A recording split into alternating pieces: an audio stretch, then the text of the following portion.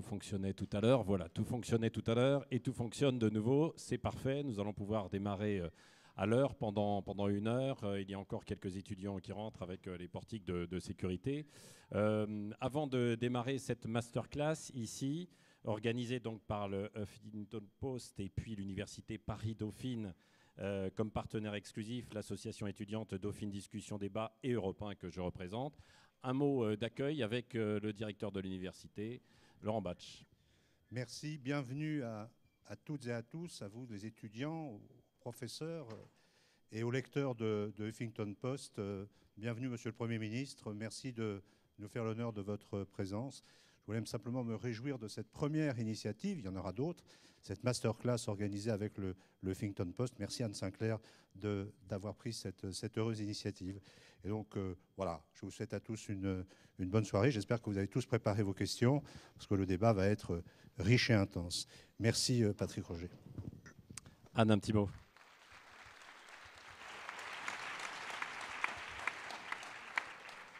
Au nom du Huffington Post, je voudrais bien sûr remercier Monsieur Laurent Batch, qui est le président de Paris-Dauphine, remercier cette université qui nous accueille, remercier l'association Dauphine Discussion Débat, encore une fois, qui est notre partenaire, avec Europe 1 et le Huffington Post, bien sûr, et ils ont aidé à organiser cet événement. Et merci surtout à vous tous d'être là. Oui, merci au Premier ministre Manuel Valls de nous honorer de sa présence en cette journée quand même chargée d'histoire, hein, c'est le moins qu'on puisse dire tout de même. Merci à Anne Sinclair, merci à Laurent Soli, directeur général de Facebook, et Dominique Bons, fondatrice de l'association Si rien ne bouge, agissons, sensibilisée par les départs de jeunes en Syrie. Donc son fils parti faire le djihad, vous nous le direz tout à l'heure, est tué là-bas. Cette masterclass est suivie en direct sur le site du Huffington Post, les réseaux sociaux également. Vous pouvez d'ailleurs réagir et poser vos questions via le hashtag masterclassHuffPost. Voilà qui nous amène donc à notre thème du jour, de nouveaux médias pour de nouvelles formes d'engagement, d'une façon plus globale. Et c'est ce que nous aborderons avec vous à travers cette interactivité totale. Vous poserez vos questions tout à l'heure, pendant 1h30. Quelle est la responsabilité des médias dans l'engagement des jeunes dans notre société? Et face à cette explosion, ces inquiétudes également, qu'est-ce que notre société peut offrir et proposer à notre jeunesse, notamment en termes d'engagement? Avant de commencer véritablement, on va démarrer en forme d'introduction par un petit tour de table avec chacun sur sa vision et sa propre consommation des médias en quelques minutes. Manuel Valls, peut-être avec vous, vous avez le micro juste là.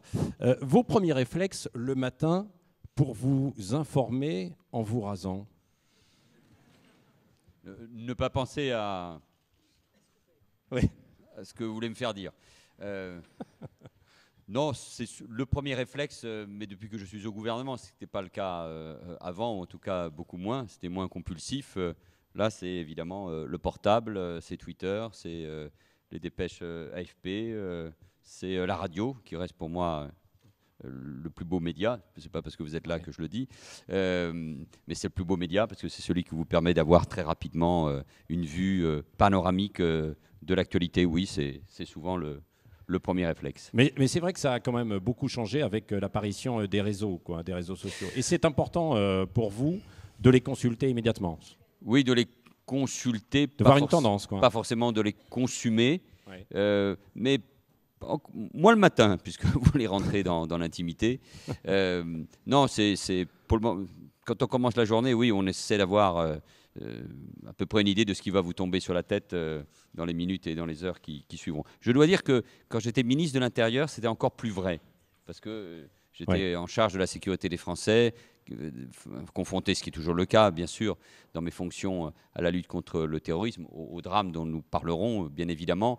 Mais comme c'est le ministère de l'événement, Place Beauvau, vous êtes confronté à l'actualité. À Matignon, je le dis pour tous ceux qui sont candidats à cette fonction dans quelques années, c'est forcément, ça vous amène à prendre un peu plus de recul, mais vous avez du coup la nécessité de consulter encore plus largement cette actualité, qui reste trop souvent auto-centrée. Et je cherche, c'est pour ça que parfois je vais sur des médias internationaux, je pense à RFI, on n'a pas suffisamment d'ouverture sur ce qui se passe dans le monde. Dans le monde. Que l'on peut avoir quand même aujourd'hui de plus en plus aussi avec les réseaux qu'on évoquait, et grâce à Internet, bien évidemment. Ouais. Anne Sinclair, vous avez vécu aussi de l'intérieur cette révolution numérique. Les médias traditionnels ont changé, ont été bousculés. En quoi sont-ils encore utiles aujourd'hui, selon vous? Il y a une forme de complémentarité? Oui, moi je pense que de toute façon, pour s'informer, il faut que la source soit plurielle. Et que les médias traditionnels, à condition de revoir en effet un peu leur mode de fonctionnement, leur mode de diffusion, leur mode eux-mêmes d'appropriation de l'information, et ensuite de comment ils la redistribuent, à condition de revoir tout ça, ils ont évidemment un rôle à jouer. La presse écrite, dont on a trop dit qu'elle était malade ou morte, a évidemment et est en train d'essayer de retrouver un modèle, et on en parlera un autre jour si vous voulez. Bien que le Premier ministre écoute d'abord la radio, je voudrais dire qu'on peut aussi regarder Internet tout de suite et regarder le Huffington Post, par exemple. Et donc, c'est ce que moi je fais d'abord le matin. Pardon, j'ai quelquefois une double casquette aussi, puisque je travaille à la radio et à Europe 1. Mais c'est vrai que le matin, je prends d'abord mon portable pour regarder ce que nous avons fait, ce que nous faisons. Et plus généralement, je pense qu'aujourd'hui, les médias traditionnels ont un besoin d'adaptation formidable. Je ne veux que du bien à la télévision, où j'ai fait quand même une grande partie de ma carrière. Mais il reste quand même que le journal de 20 heures, on en discutait là tout à l'heure avec Laurent Soli, c'est devenu quelque chose qui n'a plus vraiment de sens pour chercher l'information. Alors on peut le regarder parce qu'on veut des magazines, parce qu'on veut des sujets, parce qu'on veut de l'image, parce qu'on veut voir ce soir comment c'était au Panthéon cet après-midi, peut-être. Mais sinon, qui attend 20 heures aujourd'hui pour savoir ce qui s'est passé dans la journée quand on a les chaînes de télévision continues, quand on a les réseaux sociaux, quand on a les sites internet et le mobile qui aujourd'hui est très largement diffusé. Donc je pense qu'il y a une réflexion profonde de savoir quel type d'information aujourd'hui on veut faire, que les médias traditionnels ont leur chance à jouer et leur rôle à jouer, mais qu'il faut qu'ils sachent bien évidemment s'adapter aux temps nouveaux. Et d'ailleurs, c'est une révolution pour beaucoup de médias d'essayer aujourd'hui de s'adapter à Internet. Nous, si j'ose dire, Huffington Post, on est né là-dedans, c'est-à-dire qu'on est complètement sur Internet, on n'est que sur Internet. Mais aujourd'hui, les médias qui ont une double identité, une double visibilité, il faut qu'ils sachent comment la gérer. Oui. Bon, vous aurez noté que je n'ai pas demandé à Manuel Valls quelle radio il écoutait, quand même. Laurent Soli, l'un des premiers réflexes des Français qui sont sur votre réseau, c'est d'aller justement sur Facebook. C'est une forme de nouvelles sources d'infos aussi. Oui, incontestablement. Ah, le micro, allez-y. Ouais. Non, on va la mettre. Oh. Attendez. Je veux bien mettre Anne Sinclair. Oui, ça y est. Oui, c'est bon. Ouais. Je suis désolé. Allez-y. Je prends le micro d'Anne Sinclair. Voilà. Enfin, n'y voyez aucun... Voilà. Presque un symbole. Oui, Patrick. Moi, je reprends le mot d'Anne Sinclair. Nous, on observe une révolution totale de l'information et de la façon dont les gens, les jeunes, s'informent aujourd'hui. On a quitté un monde où il y avait encore quelques années des médias en offre limitée, essentiellement nationaux, et qui maîtrisaient une grande partie du message et de la temporalité. Le 20h, on évoquait encore il y a quelques années la messe du 20h. Ce mot même a disparu. Eh bien, ce monde-là, qui demeure, a profondément changé en quelques années. On enseignait même dans les écoles, certainement dans cette grande université, cette phrase de McLuhan qui disait « le média et le message ». C'est-à-dire celui qui tenait le média, tenait l'information, tenait le message, tenait le rythme. Et dans une conférence de rédaction, on allait choisir quel était le premier sujet qu'on allait mettre en une ou en ouverture d'un journal d'un 20h. Ce monde-là s'est bouleversé par la révolution digitale en quelques années à peine, avec un changement certainement fondamental, un nouveau paradigme, c'est que désormais, c'est à l'information d'aller au consommateur. Vous consommez l'information qui vient à vous sur des plateformes sociales, des plateformes digitales, et plus sur des téléphones mobiles. L'information qui était essentiellement nationale, limitée, maîtrisée dans leur temporalité, est devenue une information dont l'offre est infinie, est internationale, est permanente, est instantanée. Et plus aujourd'hui, nous l'observons beaucoup, elle est personnalisée et interactive. Chacun d'entre vous, vous consommez d'abord l'information le matin, comme le Premier ministre, sur un téléphone portable. Mais vous avez décidé d'avoir accès à des pages, à des sites, à des influenceurs, à des gens qui font l'information et qui vont vous informer de telle façon, sous tel angle, sur tel contenu. Vous allez ensuite, parce que l'information est devenue interactive, l'aimer, la partager, la commenter. Je vous donne juste un chiffre. 9 Américains sur 10, les chiffres sont proches en Europe, un peu moins forts. De 18 à 24 ans, 9 sur 10 est d'abord informé par un média social. 88% de ces 90% sont d'abord informés en consultant Facebook. Et j'ai regardé des chiffres du ministère de l'Éducation nationale. En 1973, 36% des Français disaient lire un journal par an. 36% en 73. Par an. Aujourd'hui, par jour, pardon, excusez-moi. Ah bon, oui. Ouais. Oui, parce que par an, je... Ouais. Non, mais je tease. Je tease pour faire agir. Aujourd'hui, c'est 10% par jour. Mais 80% des Français ont accès au moins à l'information tous les jours, par d'autres supports. Bon, encore faut-il voir aussi quel type d'informations et faire le tri sur ces informations. On parle d'infobésité en ce moment dans notre société. C'est ce qu'on va voir en fait dans un instant. Dominique Bons, vous nous détaillerez tout à l'heure, mais vous mettez un peu les médias en cause dans ce que traverse actuellement une partie de notre jeunesse. Une crise de confiance et problème de notre société. Oui, je pense, parce que ça marche. Oui, ça marche, oui, allez-y. Oui. Je pense que les médias se focalisent trop sur sur Daesh, sur l'État islamique, mais en fait, on ne sait pas ce qui se passe vraiment là-bas. Et au lieu de faire un contre-discours pour prévenir les jeunes des dangers qu'ils peuvent encourir, voilà comme ça, qu'ils peuvent encourir d'un départ éventuel, je voudrais que les journalistes prennent conscience qu'il faut aider aussi nos jeunes, parce que ce n'est pas la solution que tous nos jeunes partent là-bas, parce qu'il nous faut des jeunes ici en France pour un pays a besoin de la jeunesse. Oui. Et donc il faut les préserver quand même. Donc il faudrait faire un contre-discours en disant voilà, bon, il se passe ça et ça. Effectivement, il faut le dire aussi, hein, mais en contrepartie, il faudrait faire, prévenir les jeunes des dangers qu'ils encourent et ce qui va leur arriver là-bas. Et que ce n'est pas, s'ils ont une cause à défendre, ils n'ont pas besoin d'aller si loin. Ils peuvent très bien le faire dans leur pays. Voilà. Une information donc peut-être plus large, plus globale, pour permettre un autre engagement que celui-ci pour les jeunes, pour la jeunesse. C'est ce qu'on verra sans doute aussi tout à l'heure avec Manuel Valls. Alors je vous le disais, donc cette masterclass, je me suis levé tôt ce matin à 2h du matin puisque je fais les matinales en ce moment, pardonnez-moi. Cette masterclass est totalement interactive, vous avez la parole, vous pouvez poser vos questions sans filtre. En revanche, je vous demanderai quand même de respecter le thème et d'être assez bref et concis dans vos formulations. Les premières questions.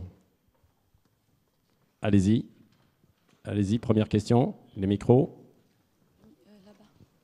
Là-bas, allez-y, oui.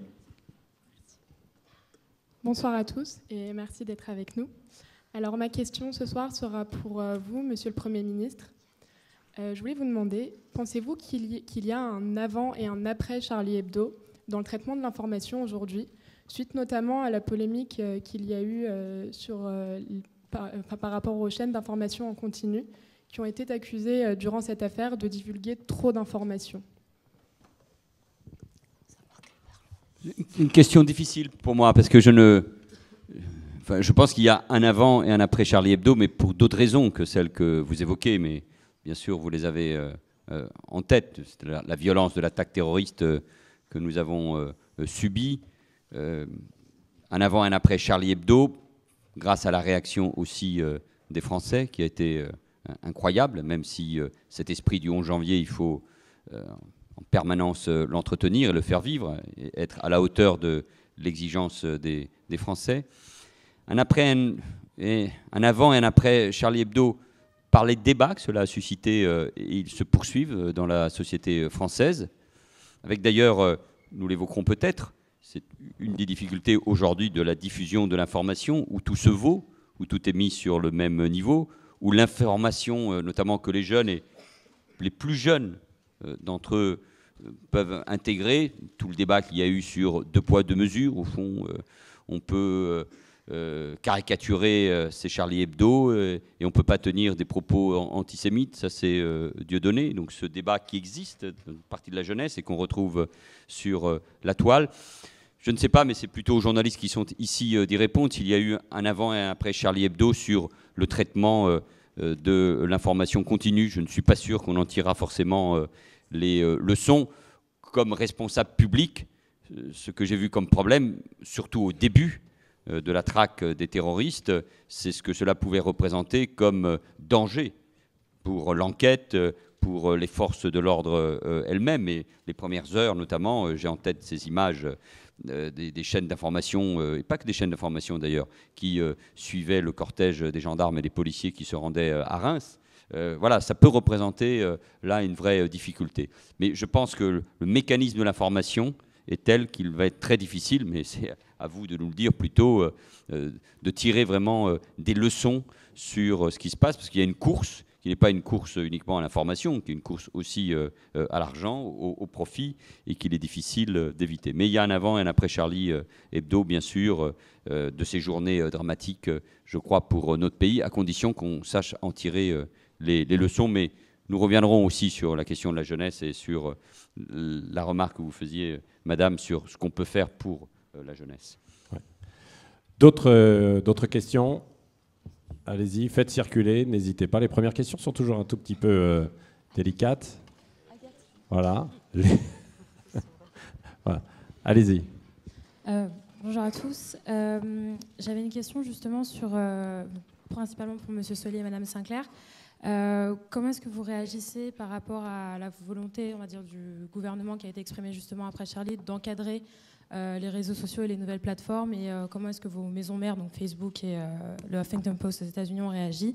Et une question particulièrement pour M. Solly, quand est-ce qu'on va pouvoir avoir les instant articles de Facebook en France? Voilà. Ah, question plus technique. Laurent Solly. À la deuxième question, je vous dis bientôt. Et je serais ravi d'ailleurs de vous repréciser le calendrier dès que je pourrai, mais en effet, c'est très proche et c'est une très grande innovation pour la consommation de d'informations sur la plateforme. En deux mots, Laurent Solly, pour ceux qui connaissent moins.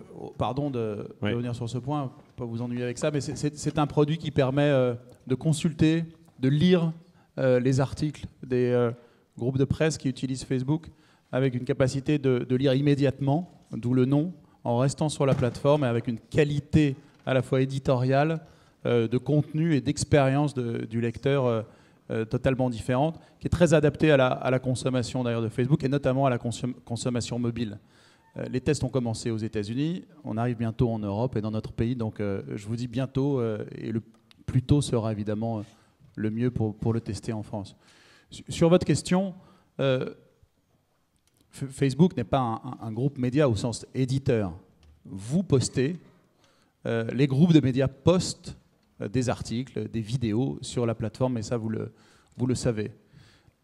Le principe et la politique de l'entreprise est assez simple. C'est celui de respecter en permanence la balance entre ce qui relève de la libre expression, qui est une valeur très forte chez Facebook, la liberté d'expression, et bien sûr, des valeurs que nous rassemblons dans une charte que nous appelons les standards de la communauté, qui fait et qui font ces valeurs qu'il y a des contenus qui n'ont pas leur place sur Facebook.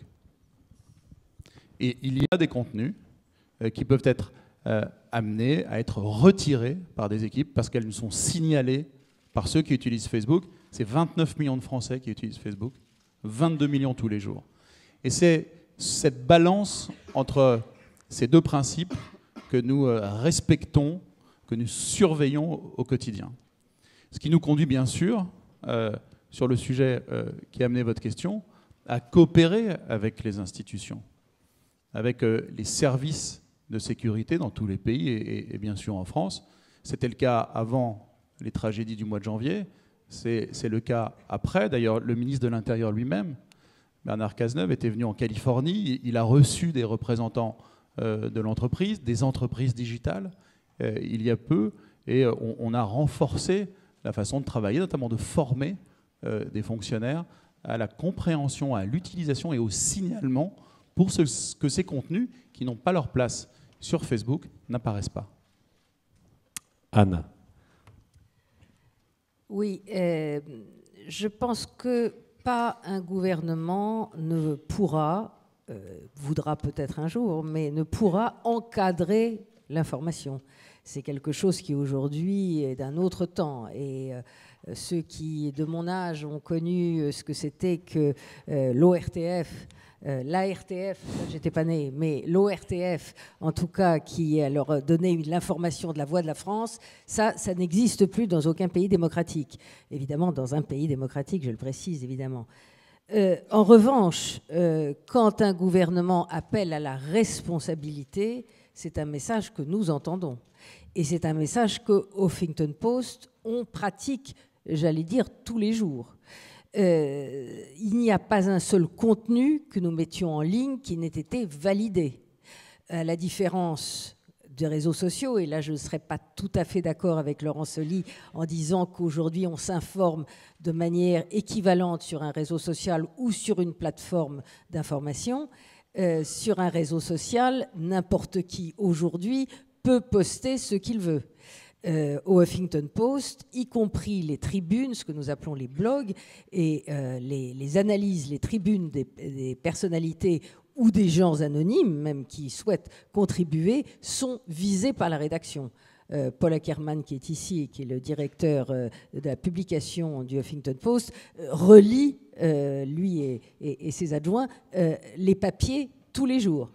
Toute la journée. Donc la responsabilité, c'est quelque chose qui existe. Et là, je voudrais justement faire peut-être une différence. C'est-à-dire que l'information dans les nouveaux médias, c'est un nouveau mode de consommation, c'est un nouveau mode de diffusion, c'est un nouveau mode de circulation, notamment toute la viralité des sujets, nous en sommes très conscients. Un sujet qui circule, évidemment, plus il est viral, plus il circule, et à ce moment-là, plus il est populaire, et plus, évidemment, il est partagé. Mais tous ces nouveaux modes d'utilisation des nouveaux médias sont à mettre en balance avec ce que j'appellerais l'ancien mode d'exercice du métier de journaliste. Métier de journaliste, en tout cas, moi j'ai été élevée comme ça et je pense que comment dirais-je, toute la rédaction des rédactions responsables aujourd'hui qui interviennent aussi sur Internet ont ce souci-là qui est de dire un journaliste, ça choisit, ça hiérarchie, ça vérifie. Alors vérifier, on ne peut pas toujours. Choisir et hiérarchiser, oui, y compris dans ce que nous postons sur les réseaux sociaux, y compris dans ce que nous reprenons des réseaux sociaux. Parce que les réseaux sociaux, ils nous servent à la fois d'inspiration pour voir ce qui se traduit dans une société, dans une conversation globale, mais aussi nous les inspirons en leur donnant les articles que nous souhaitons voir partagés. Et donc nous ne partageons pas tous les articles. Donc je pense que l'idée de journalisme va avec l'idée de choix et de responsabilité. Et si on n'a pas ça en tête, à ce moment-là, on ne fait plus de l'information. On fait autre chose sur Internet. Mais quand on parle d'information, je pense que ce mode à la fois qui considère qu'à la fois il y a des façons nouvelles d'informer, mais qu'il y a une façon ancienne de décider de ce qui est de l'information, est absolument essentiel. Même si, on y reviendra peut-être, même si aujourd'hui, on sait bien que par la vitrine du site d'information, par la vitrine du HUF, par sa homepage, même si elle est aujourd'hui notre porte d'entrée, aujourd'hui, il n'y a qu'un tiers de la fréquentation qui passe par le site lui-même. Un autre tiers qui vient en gros de Facebook, un autre tiers qui vient de Facebook et Twitter, et un autre tiers qui vient de Google. Donc il faut bien savoir que la hiérarchie telle que nous la présentons, c'est aussi pour notre dignité de journaliste et notre confort de penser, mais c'est vrai aussi que les gens peuvent entrer dans l'information par tous les différents canaux. Il reste quand même que je tiens infiniment, et toute la rédaction avec moi, à ce principe de responsabilité avec les nouveaux modes de consommation. D'autres questions? Alors, devant, il y a une question là-bas. J'ai du mal à voir, effectivement, que se lèvent les mains. Au centre, là. Oui, allez-y, oui. Bonjour. C'était par rapport, Madame Sacler, justement, pour continuer dans votre démarche sur le journalisme. J'ai l'impression, à l'heure actuelle, qu'on est plus dans une logique journalistique pour faire des likes, pour faire des partages, que pour informer les gens. Quand je lis le Huffington Post ou d'autres, j'ai l'impression de voir plus d'articles pour faire du buzz que pour informer les gens sur ce qui se passe chez Boko Haram, sur les meurtres qui se passent. J'ai l'impression qu'on a un petit article, voilà, on a donné l'information, on s'est dédouané. Mais voilà, c'est pas l'article le plus important, c'est pas celui qui va faire buzzer. Et j'ai l'impression que c'est pas forcément votre journal, mais en tout cas les journaux en général sont plus dans cette optique-là en ce moment. Alors, je suis désolée que vous ayez cette impression parce que nous essayons justement de combattre cette impression. Le Huffington Post, je ne voudrais pas faire de la cuisine de notre journal, mais on a en gros 3 grandes parties. On a une partie qui est du hard news au centre. On a une partie qui est de l'analyse et des tribunes et des témoignages qui sont dans la colonne de gauche, et dans la colonne de droite, on a plutôt du divertissement. Et justement, ce que je disais tout à l'heure, dans la façon dont nous partageons les articles, dans la façon dont nous mettons sur Facebook ou sur Twitter un certain nombre de papiers, nous faisons bien entendu nous partageons bien entendu des papiers de divertissement, mais nous faisons très attention de partager justement nos papiers sérieux. Et d'ailleurs, qu'est-ce qui se partage ? Les gens vont voir du divertissement, mais qu'est-ce qu'ils partagent entre eux ? Ils partagent l'information solide, c'est l'information dont ils sont fiers, pas forcément que Demi Moore ressemble beaucoup à sa fille. En revanche, aujourd'hui, on avait l'essentiel de la couverture était aujourd'hui sur le Panthéon, sur ce que signifiait Jean Zay et les autres panthéonisés, sur ce qu'ils avaient apporté, et ça a été extrêmement partagé. Et moi, je fais toujours très attention dans la façon, justement, de ce qu'on décide de communiquer et dans la façon dont on va chercher un certain nombre de sujets. Pour vous donner un exemple, le sujet qui a le plus été partagé chez nous, qui a été le plus viral depuis le début de l'année, c'est le sujet évidemment pendant ces journées terribles de janvier, mais nous avons été les premiers à donner le profil et essayer d'expliquer qui était Joachim, qui a créé à la fois le slogan et qui a créé le logo « Je suis Charlie ». Après, ça a été repris par tout le monde, mais on a été les premiers à donner ça. Eh bien, c'était l'article le plus lu du HuffPost de toute l'année. Donc, c'est vous dire que, quelquefois, on a l'impression qu'on s'amuse avec du divertissement. Il n'y a pas de raison que l'information ne soit qu'une punition. Et on n'a pas non plus de raison de parler que de ce qui fâche, même si ce qui fâche est aujourd'hui, hélas, la matière première de l'information.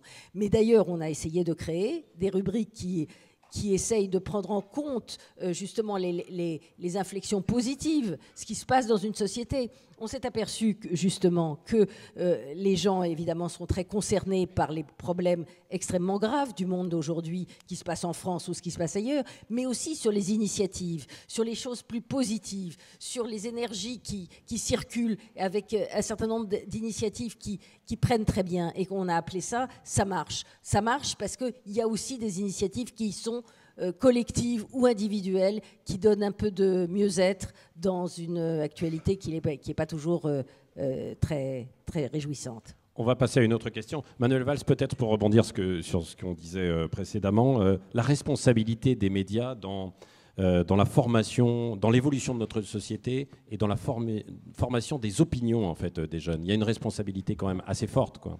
Oui, sans doute, mais par mes fonctions, ça ne veut pas dire que je n'ai pas une opinion sur les médias, mais je fais forcément très attention parce que tout mot de ma part, comme chef du gouvernement, vis-à-vis du rôle et de la responsabilité des médias, peut être très vite interprété.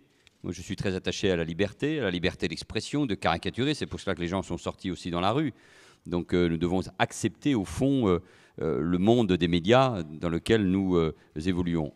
Après, nous pouvons nous les appeler à la responsabilité sur un certain nombre de sujets. Je ne commande pas l'information, mais c'est ce que rappelait Laurence Soli. Oui, Bernard Cazeneuve, après être allé en Californie, il avait fait d'ailleurs avant les événements, si j'ai bonne mémoire, a rencontré ici même les responsables de ces grands médias ou de ces grands réseaux pour en appeler à la responsabilité, parce que par ailleurs, ce n'est pas qu'un sujet français ni européen, c'est un sujet mondial. Le rôle de l'amendement numéro 1 aux États-Unis, qui pèse évidemment sur ces réseaux, qui sont d'essence américaine. Donc c'est des questions, c'est moins pour accuser que pour trouver une voie qui est celle de la responsabilité. De même, nous avons fait passer des messages suite au sentiment que nous avons eu, qui n'était pas qu'un sentiment, sur le traitement des premières heures suite à l'assaut, à l'attentat de Charlie et au risque que cela pouvait représenter pour l'enquête.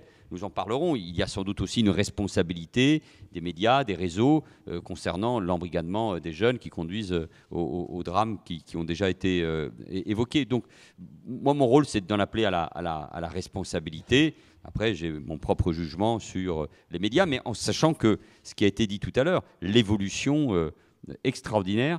Et donc, avant même de juger, je dois comprendre ce qui se passe et comment les citoyens aujourd'hui vont chercher cette information. Après, évidemment, tous les matins et tous les soirs, je me lève et je me couche fâché de ce que j'ai vu à la télévision, mais parfois, ou ce que j'ai entendu, ou ce que j'ai lu. Mais c'est peut-être parce que nous ne sommes pas encore assez bons. Autre question. Alors, bonsoir à tous. Je me présente, je suis Madi Seydi. Ma question s'adresse à Monsieur le Premier ministre. Ma question porte sur la responsabilité des politiques. Dans cette société de toutes les crises, crise économique, crise sociale, crise identitaire, est-ce qu'aujourd'hui, les politiques n'ont pas une responsabilité? Est-ce qu'il n'incombe pas aujourd'hui aux politiques d'avoir un discours plus républicain, plus inclusif, pour éviter que justement que nos enfants, moi je viens d'un territoire qui est un petit peu compliqué, la Seine-Saint-Denis, où beaucoup de jeunes justement s'en vont parce qu'ils sont en crise identitaire. Aujourd'hui, ils ne se reconnaissent pas dans cette France. Ils considèrent avoir été rejetés par la France. Donc, ils s'arrogent une identité qui, en réalité, n'est pas la leur. Et c'est ces enfants qui s'embrigadent aujourd'hui, qu'on embrigade, qu'on amène en Syrie et ailleurs. Merci. C'est une question très, très lourde et très large, mais qui a trait au sujet, non? C'était celui de l'engagement. Il y a forcément une responsabilité. Moi, je ne la fuis pas. Et je pense d'ailleurs l'avoir décrypter, analyser, pas forcément en apportant toutes les solutions dans le discours que j'ai prononcé à l'Assemblée nationale le 13 janvier, parce que nous devons être capables d'abord d'une très grande lucidité sur les maux de notre société, même s'il y a des choses qui vont bien, même s'il faut dire que la France est un pays magnifique, que le sentiment que j'avais tout à l'heure au Panthéon, c'était d'une forme de concorde et d'apaisement, et que ça fait du bien, parce que nous vivons en permanence sous une tension qui met la société en tension, et parfois les Français les uns contre les autres. Mais bien sûr qu'il y a une responsabilité, vous l'avez d'ailleurs très bien dit. Nous traversons depuis des années une crise économique qui est lourde, qui se traduit notamment par le chômage, une crise sociale qui se traduit par la pauvreté, la précarité, l'apartheid dont j'ai parlé, la relégation en tout cas dans un certain nombre de quartiers, et puis une crise plus profonde, plus identitaire, mais qui a trait au fond au premier débat. Pendant des décennies, des siècles, moi j'ai connu ça, nous vivions dans un monde au fond très organisé, très formaté, le monde de l'après-Yalta, l'Ouest, l'Est, la démocratie, les dictatures, quelques chaînes d'information et de radio, des débats politiques assez formatés. Le monde a implosé, pour le meilleur et pour le pire. Le mur de Berlin et le bloc soviétique se sont écroulés. Nous vivons dans une économie de marché globalisée. La globalisation, c'est évidemment la globalisation des échanges, de l'information et de la communication. C'est ce fabuleux outil qu'est Internet, mais qui charrie aussi ce qu'il y a de pire. Et donc nous vivons dans ce monde. Donc il ne s'agit pas de le combattre, il s'agit de le réguler, de l'organiser, de le comprendre, de l'analyser, de porter des solutions. Et dans cette crise d'identité, il y a crise d'identité d'une partie de la jeunesse. Alors, je fais toujours attention à cette question parce que je ne veux pas non plus trouver des excuses. Tous ceux qui sont en difficulté, au chômage ou qui vivent dans des quartiers difficiles ne partent pas faire le djihad en Syrie. Mais c'est un phénomène massif. C'est un phénomène très inquiétant qui concerne aujourd'hui plus de 1500 individus. Il y a un chiffre terrible, pardon de le rappeler, madame, devant vous, mais plus d'une centaine de jeunes sont morts là-bas. C'est-à-dire 103 ou 104 jeunes français ou vivant dans notre pays sont morts. Certains dans des actions, vous l'avez encore vu ces derniers jours, des actions terroristes. Il y a des mineurs, il y a des garçons de 12 ans. Il y a ce phénomène, par exemple, dans la petite ville de Lunel. Des garçons et des filles, vous avez parfaitement raison de le rappeler. Et d'ailleurs, je suis même étonné que ça ne traumatise pas, ça ne bouleverse pas plus la société française. Quand un de nos compatriotes est enlevé ou meurt dans un accident, chacun en parle. Là, c'est plus d'une centaine de jeunes qui sont morts, les armes à la main, ou dans des opérations kamikazes, ou tués par les djihadistes eux-mêmes. Et donc, du coup, il y a une responsabilité, bien sûr, qui est celle de la société, qui est celle des familles, mais qui est celle forcément de l'école, et qui est forcément celle de ceux qui ont une responsabilité publique. Et donc, il faut y faire face. Ça prendra du temps. Ceux qui expliquent qu'on va régler le problème en quelques jours mentent aux Français. Ça prendra du temps. Reconstruire pleinement l'école de la République, faire vivre ces valeurs de la République, à condition que ce ne soit pas que des mots. Et ça ne peut pas être que dans des cérémonies, même si elles sont très importantes, comme celles que nous avons vécues aujourd'hui, parce qu'il faut transmettre des valeurs. C'est un engagement, c'est des actions concrètes, je l'évoquerai tout à l'heure, sur Internet aussi. Mais oui. Mais c'est sans doute, comment dire les choses, moi, je crois qu'il y a des différences entre la droite et la gauche, qu'il faut un débat entre les conservateurs, les progressistes sur bien des sujets. Mais je pense qu'il y a quelque chose qui doit transcender aujourd'hui une grande partie du débat public. Et j'aimerais tellement qu'on soit à la hauteur de l'exigence des Français du 11 janvier, pas pour entretenir un esprit, mais parce qu'il y a cette exigence. Et j'ai constaté que très vite, on retombe dans nos petits débats mesquins, dans nos petites querelles. Au fond, ça arrange tout le monde, y compris parfois la presse, qu'on soit dans un débat classique, droite-gauche, médiocre, alors que je pensais, et je pense toujours, qu'il faudrait rester, c'est ce que j'avais essayé de faire le 13 janvier, à la hauteur de l'exigence des Français, des préoccupations d'une partie de la jeunesse, de la crise d'identité qu'on évoque. Si on ne règle pas le problème de l'école ou des quartiers en difficulté, ou si on ne nomme pas aussi ce à quoi nous faisons face, c'est-à-dire l'islamisme radical, le djihadisme, le rôle des frères musulmans, le rôle des salafistes dans nos quartiers, parce que c'est cette réalité qu'il faut combattre. On ne combat pas un ennemi imaginaire qui est uniquement sur Internet. On combat des individus, des organisations, une pensée totalitaire, mais qui a un projet. On le voit avec Daesh ou l'État islamique en Syrie et en Irak tout particulièrement, avec une stratégie qui vise à créer des fractures dans nos sociétés, à utiliser des jeunes qui sont en grande difficulté, pas tous, mais psychiques ou identitaires, pour retourner leurs armes contre leurs propres compatriotes, contre leur pays. Donc ça, il faut le dire. Déjà, la lucidité vous oblige à nommer concrètement les sujets. Mais c'est sans aucun doute, pour les 10, 15, 20 ans qui viennent, le combat majeur qui transcende une grande partie des clivages politiques. Mais la réponse, elle est profondément politique. Et la réponse, ça c'est une conviction, elle doit être profondément généreuse. La répression, bien évidemment, l'autorité nécessaire, je pense ne pas en manquer. Mais s'il n'y a pas une espérance et une générosité derrière dans la société, alors ce sont les discours qui sont ceux du populisme, de l'extrême droite, de la volonté de jeter les uns contre les autres qui l'emporteront. Et alors ça sera la victoire des terroristes et des islamistes radicaux, parce que c'est ça qu'ils recherchent. Donc oui, la République, mais il faut mettre un contenu, mais là on risquerait d'y passer des heures. Oui. Avant de passer à une autre question, n'hésitez pas donc à lever la main. Dominique Bons, peut-être votre témoignage, ou avec votre fils qui est parti faire le djihad. Lui, ce n'est pas forcément d'ailleurs à travers les réseaux sociaux et Internet, ce que vous m'avez raconté auparavant, c'est aussi des gens qui sont implantés sur le terrain, ce que disait le Premier ministre en fait à l'instant. Et parce qu'il manquait de perspectives aussi peut-être dans notre société. Oui, en fait, il se cherchait, il n'arrivait pas à se retrouver dans cette société française. Bon. Comme je dis, il faut travailler pour avoir un toit, pour pouvoir manger. Bon, mais lui, il le voyait d'une autre façon, en disant que bon, en fait, c'était une société de profit. Voilà. Et donc, bon, un jour, il s'est converti à l'islam. Il a trouvé sa voie. Voilà, c'est ce qu'il m'a dit, en tout cas. Bon, ben, jusque-là, rien de grave. Hein. C'est pas parce qu'on choisit la religion de l'islam, on peut choisir n'importe quelle religion et rester dans sa religion. C'est ce qu'il a fait de toute façon pendant 3 ans. Il était très pieux, il lisait le Coran, il n'avait pas aucune idée de meurtre ou de quoi que ce soit, quoi. Et c'est pour ça que je dis, voilà, il n'y a pas qu'Internet ou les réseaux sociaux, parce qu'à l'époque, quand mon fils est parti, déjà, c'était pas un jeune homme qui était toujours branché sur les réseaux sociaux, c'était plutôt YouTube, Dailymotion, voilà, des choses comme ça. Ouais. Et donc après, moi je dis, voilà, au fil du temps, ce qui s'est passé, c'est qu'il y a eu des personnes qui l'ont amené là-dedans, quoi. Voilà. Et ça touche aussi les jeunes qui sont, comment dire, un peu sensibles à ce qui se passe dans le monde. Hein, la misère des Syriens, parce que ça, on n'en parle pas, mais la misère, elle y est là-bas quand même. Hein. Et de toute façon, les médias ne peuvent pas en parler parce qu'ils ne peuvent plus y aller là-bas. Ouais. Donc, quelque part, c'est quand même une fausse info, hein, parce que c'est toujours basé sur Daesh, sur l'État islamique. Mais même en parlant d'eux, on ne sait pas vraiment ce qui se passe là-bas, de toute façon. Donc, moi, je dis, voilà, c'est un lavage de cerveau que tous ces jeunes subissent. Voilà. Et donc, moi, je dis, il n'est pas parti pour Daesh, il est parti pour défendre une cause.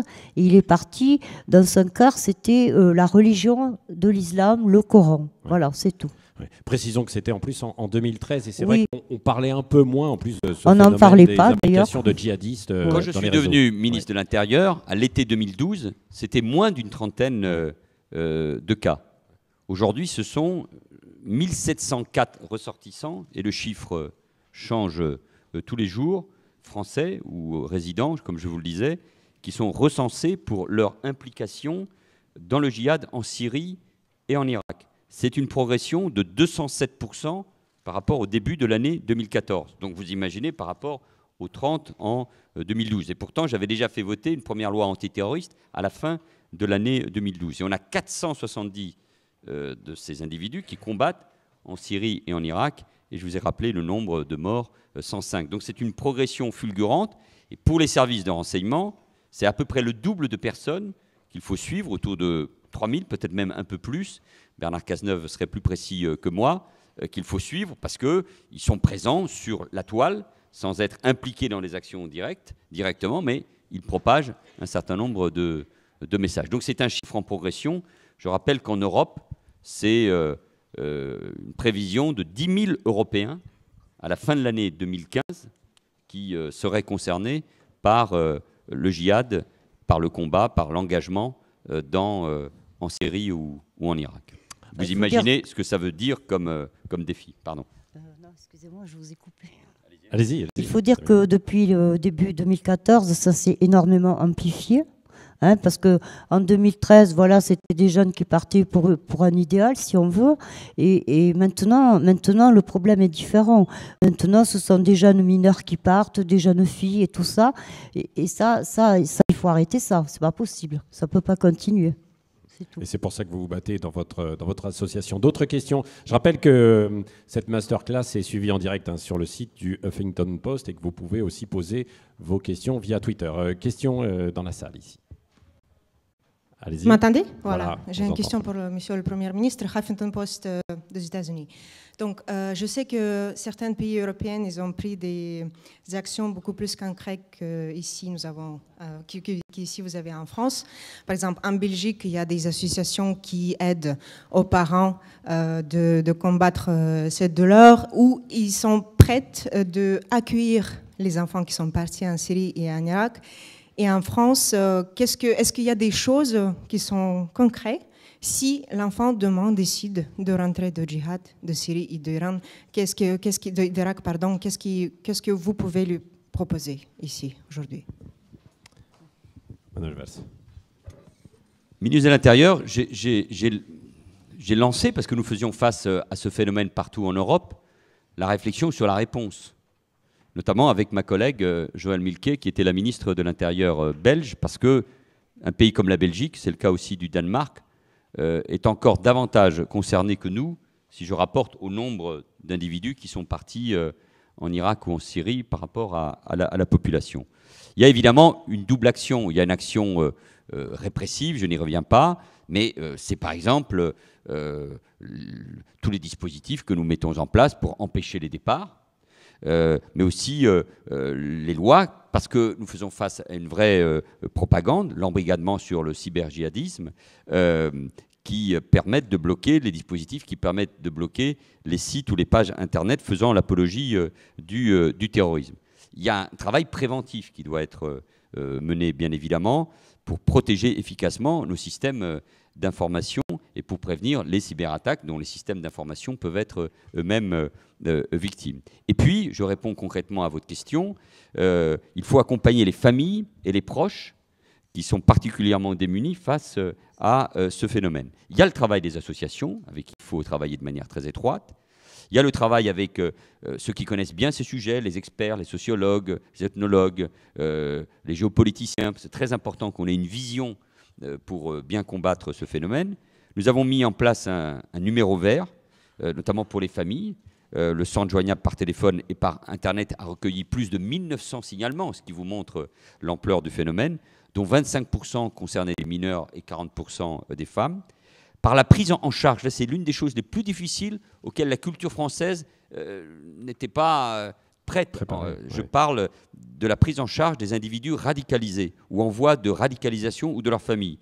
Des cellules de suivi ont été mises en place en application du plan de lutte contre la radicalisation violente. Plus de 800 jeunes radicalisés ou en voie de radicalisation sont ainsi pris en charge par des associations, par des centres. 430 familles bénéficient de mesures d'accompagnement psychologique et de soutien à la parentalité. Donc vous voyez, il ne s'agit pas uniquement d'une action de répression de nos services de police, de gendarmerie ou des services de renseignement ou de la justice. Derrière, il y a aussi quelque chose qui doit s'adresser à la société, c'est-à-dire aux familles qui sont très directement prises en charge. Et d'ailleurs, nous avons débloqué 9 millions d'euros pour venir en aide à ce plan et donc aux associations. J'imagine qu'il y a des manques, j'imagine qu'il y a encore beaucoup d'interrogations, mais c'est un phénomène très récent et qui doit monter en charge. Et puis, je veux terminer avec ça, il faut renforcer notre arsenal de lutte contre le djihadisme. Nous avons mis en place un site, et ça, je pense que c'est au cœur du débat de cet après-midi. Nous avons mis un site Stop Djihadisme qui permet d'ores et déjà de toucher les familles des jeunes séduits par ces messages, par ces sirènes du djihadisme, en donnant les outils pour décrypter la propagande djihadiste, en leur permettant de se mettre en relation avec les professionnels. Mais nous devons maintenant franchir une nouvelle étape, en nous adressant au cœur de cible, les jeunes en voie de radicalisation eux-mêmes. Nous allons donc mettre en place un bataillon de community managers de l'État pour opposer, et c'est le plus difficile, une parole officielle à la parole des djihadistes et ne pas leur laisser l'espace numérique. Mais nous savons qu'il est difficile pour les autorités, pour l'État, j'allais dire presque pour les adultes, de s'adresser directement aux jeunes concernés. Les djihadistes utilisant d'ailleurs la théorie du complot justement pour décrédibiliser la parole officielle. Il faut reconnaître que leur site, leur action, leurs paroles sont, je mets des guillemets bien évidemment, pour pas qu'il y ait d'ambiguïté, très bien faites, très efficaces. C'est une véritable propagande moderne, utilisant les moyens modernes pour atteindre les esprits, les cœurs et les cerveaux. Donc nous devons coordonner les acteurs sur la toile, la société civile, les acteurs privés, et toute la société doit se mobiliser. Nous allons créer une fondation qui fera de la recherche sur l'évolution du discours et de la propagande djihadiste. Ils produiront des outils de contre-discours pour alimenter ces communautés managers que j'évoquais, associatifs, qui pourront ainsi croiser le fer plus efficacement avec les recruteurs djihadistes sur la toile pour ouvrir au fond les yeux à ceux qui sont embarqués dans cette logique. Donc il y a là une action, un combat avec des outils nouveaux qui montent en charge, encore une fois, qui sont sans doute insuffisants, coordonnés par ailleurs au niveau européen, mais nous en parlons aussi avec les Américains, avec les Australiens, avec les Canadiens qui sont concernés par ces sujets-là, avec les pays du Maghreb qui sont très directement concernés, encore plus par ce phénomène. Nous l'évoquerons demain avec le gouvernement marocain à l'occasion d'une réunion à Paris. Donc c'est une véritable guerre de la propagande sur le numérique, sur le digital, qui est engagée avec des outils nouveaux, avec une expertise et des analyses qui qui doivent nous rendre le plus efficaces possible. Ouais. C'est toute l'évolution d'Internet. On est passé d'une ouverture sur le monde, ce que l'on disait en fait tout à l'heure, la possibilité d'avoir toutes les infos le plus rapidement possible, à ce que vous avez évoqué, c'est-à-dire la guerre en fait aujourd'hui avec la propagande. D'autres questions. On verra aussi d'ailleurs qu'on pourra élargir le débat et ne pas rester uniquement sur l'engagement contre le djihadisme. Il y a aussi l'engagement citoyen et politique également sur Internet. Vous pouvez poser vos questions. Il y avait une question là-bas et une autre là-bas. Allez-y. Allez-y, oui. Ma question est adressée à Monsieur le Premier ministre. Est-ce que ne pensez-vous pas que dans un souci de séparation des pouvoirs, il serait urgent de procéder à la séparation entre le pouvoir économique et le pouvoir médiatique, notamment pour éviter les conflits d'intérêts?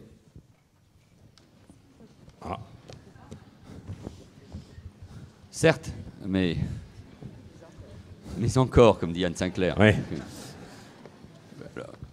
Tout ne peut pas... Enfin, nous avons un système assez équilibré, un service public qui reste fort, et de l'autre côté, des chaînes et des radios et des sites qui sont privés, mais qui obéissent alors aux logiques du privé que vous devez étudier, j'ai cru comprendre, dans cette université déjà depuis un certain temps. Donc il faut faire attention, oui, aux intérêts qui aujourd'hui peuvent dominer la presse ou le monde des médias. Mais donc tout ce qui permet de réguler et d'organiser un système indépendant et de faire attention à des groupes qui domineraient l'ensemble des dispositifs de presse, oui, c'est bien sûr une question. Mais comme c'est un sujet dans l'actualité de ce jour, je suis extrêmement prudent en abordant votre question. Voilà. Autre question, allez-y en fait là-bas. On peut même faire de la langue de bois ici. Ouais. Bonsoir à tous. J'ai une question pour Madame Sinclair concernant le journal de 20h que vous avez abordé tout à l'heure. Juste par rapport au fait qu'il n'y a pas tout le monde qui est branché aux réseaux sociaux, que ce genre de médias traditionnels a encore une énorme influence. Est-ce qu'au lieu de... j'ai peut-être tort, j'ai cru croire que vous vouliez les évincer. Est-ce qu'au lieu de les évincer, il faudrait peut-être les adapter à cette population qui est majeure et qui continue à regarder ce genre de médias traditionnels? Et pour revenir très rapidement sur l'engagement à tort de nos compatriotes envers les filières djihadistes, vous avez parlé du Maroc. Étant engagé politiquement un peu entre les deux pays, ma question porte sur la collaboration et la coordination qu'il peut y avoir entre l'État français et les différents États desquels proviennent en grande majorité ces jeunes issus de l'immigration, pour collaborer notamment sur la formation des imams et avec les différentes formations politiques pour aller dans les quartiers et discuter des différents enjeux concernant la formation des imams, justement, proposés notamment par le gouvernement marocain. Merci. Anne Sinclair, tout d'abord, donc sur le 20h. Elle ne l'évince pas complètement. Sur le 20h, pas sur les imams. Ouais. Je laisserai le Premier ministre répondre. Sur le journal de 20h, je ne cherche pas à évincer. J'aurais bien du mal, d'ailleurs. Vous savez, je ne suis plus à la télévision. Deux, l'information avance et les hommes et les femmes aussi. Ce que je disais simplement, c'est que aujourd'hui, l'outil télévisé doit aussi réfléchir à la façon dont les gens sont informés. Bien entendu, il ne s'agit pas de faire disparaître ces outils-là, mais de les adapter au monde d'aujourd'hui. C'est-à-dire que je pense, peut-être en effet, tout le monde n'est pas sur les réseaux sociaux, mais je pense que vous n'attendez pas, vous, 20h le soir, pour être au courant de ce qu'il se passe. Et ce que je disais simplement, c'est que les journaux doivent intégrer ça pour essayer peut-être d'aller au-delà, de faire autre chose. Si je peux me permettre, maintenant que je ne suis plus à la télévision, je regrette bien souvent que les principales chaînes de télévision en France n'aient pas plus de reportages à l'étranger, ne montrent pas plus ce qui se passe, et dans l'Europe, puisque nous faisons partie de l'Europe, et dans le reste du monde, puisque nous sommes ouverts sur le reste du monde pour le pire et pour le meilleur. Je pense qu'aujourd'hui, on est beaucoup trop franco-français à la télévision dans l'information, alors qu'on est plus que jamais ouvert, et notamment toute la jeunesse, ouvert sur le reste du monde. Et là, je pense que plutôt que de chercher à savoir le petit fait divers qui se passe sur la place du village à côté de chez soi, je crois que quelquefois, il fait bon de sortir pour voir comment les autres vivent ailleurs. Et moi, je regrette souvent que dans les journaux de 20 heures, il n'y ait pas cette fenêtre sur le monde. Et d'ailleurs, c'est assez normal, puisque pour des raisons économiques, bien souvent, les chaînes de télévision ont dû, et notamment les chaînes privées, ont dû fermer des bureaux à l'étranger, ce que moi, j'ai toujours profondément déploré, parce qu'évidemment, c'est justement l'information du reste du monde qui parvient en France. Donc, rassurez-vous, je n'évince rien, j'appelle simplement à espérer que les médias traditionnels s'adaptent un peu à ce qui est le mode de consommation d'aujourd'hui. Laurent Soli, peut-être avant de passer en fait à la coopération avec les autres États. Laurent Soli, parce que vous avez travaillé aussi à TF1 avant d'être donc à Facebook. Donc vous avez vu aussi l'évolution entre ces médias et la façon d'aborder l'information. Comment vous intégrez à partir de là l'information, l'actualité dans Facebook, quoi. Et pour s'adresser notamment à des populations telles que les jeunes qui sont ici devant nous ce soir. Oui, la réalité, c'est que l'acteur qui va le plus vite sur ce marché de l'information, c'est souvent vous. C'est-à-dire qu'on a donné, le patron d'un très grand groupe qui est le groupe Unilever l'a dit très bien dans une interview dans un journal français il y a quelques mois, il a dit on a donné un pouvoir exceptionnel à nos consommateurs, à nos clients, notamment grâce au téléphone portable, qui n'est pas un téléphone, qui est Internet dans votre poche. Mais l'acteur qui va le plus vite dans le traitement de l'information, dans la consommation, ce sont chacun d'entre vous. Et si vous regardez votre consommation des médias aujourd'hui, tous, quelle que soit d'ailleurs notre année de naissance, vous voyez cette transformation. Donc les groupes de médias français et internationaux sont pris dans ce challenge, sont pris dans cette évolution, qui est dictée en partie par les consommateurs eux-mêmes. Mais vous savez, c'est vrai pour les médias qui sont un acteur économique, un acteur d'influence, un acteur stratégique dans tous les pays. Mais c'est vrai pour tous les secteurs économiques. Si on peut en parler dans cette université, si on prenait le secteur du voyage et du travel, et on prend une grande entreprise qui est le groupe français Accor, et quand le patron du groupe Accor cite ses concurrents, il cite des entreprises qui n'existaient pas il y a 10 ans, ou quasiment pas. Airbnb, Booking.com, TripAdvisor, Expedia. Mais on pourrait décliner cette réalité économique dans tous les secteurs du monde. Là, en revanche, où il faut que les médias n'aient pas de crainte, c'est qu'elles ne voient pas cette révolution uniquement comme un risque. C'est une opportunité exceptionnelle. Et je le disais tout à l'heure à Anne Sinclair, vous le symbolisez vous-même, qui avait été sur TF1 dans ce grand rendez-vous qui était 7 sur 7, et aujourd'hui qui dirigeait un média en ligne, uniquement en ligne, qui n'existait pas il y a 3 ans en France, et dont même la marque, la maison mère, n'existait pas il y a 10 ans. Donc, la question était juste, mais les groupes médias français, comme toutes les entreprises françaises et ailleurs dans tous les secteurs économiques, doivent voir d'abord cette transformation comme une opportunité. Consommons-nous plus ou moins d'informations? Plus. Nous pouvons en consommer toute la journée. Et d'ailleurs, à la remarque très juste sur l'information qui vient du reste du monde, nous avons cette capacité exceptionnelle d'être informés en même temps qu'un Australien de ce qui vient de se passer à Sydney. Et on pourrait décider dans tous les pays du monde. Bien sûr qu'il y a des challenges, bien sûr qu'il y a des risques, et le Premier ministre l'a bien souligné, mais c'est une formidable évolution, un formidable outil d'information, de partage, de connaissances. Il y avait, il y a quelques années en France, le thème de la fracture numérique qui a beaucoup baissé parce que ceux qui n'avaient pas accès à la connexion n'avaient pas accès à l'information et au fond à la formation. Eh bien, cette transformation est aussi une chance, une opportunité, et elle l'est aussi pour les médias français.